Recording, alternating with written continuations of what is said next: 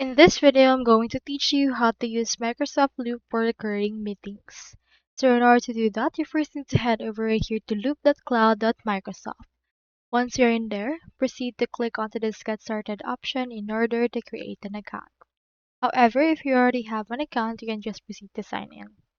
If you have a OneDrive or Office or Microsoft Word account, you can head over and then use it in order to log in through your Microsoft Loop. But on my case, let's proceed to actually sign in directly. Now here is my Microsoft Loop. So in order to use this for recurring meetings, you need to create a new page. Click onto this, then click on the Pages option. Now it will show you right here our blank page. Click on this template gallery. In here, we can choose meeting notes as well as other options right here like meeting, marketing, and the likes. On this case, you can just choose what kind you want. We also have in here an option for meeting notes directly onto our part right here.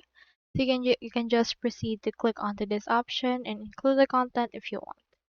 Click onto this use this template and here is what it would look like. You can add a meeting date here, topic, attendees, and likes. You can just continue and use it as usual.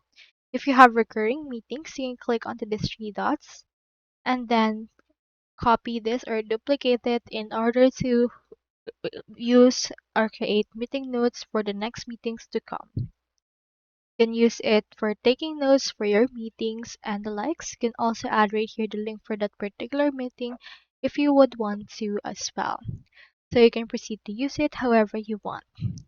So that's all there is today, and I hope this video successfully helped you out with everything you need on Microsoft Loop. Thank you so much for watching.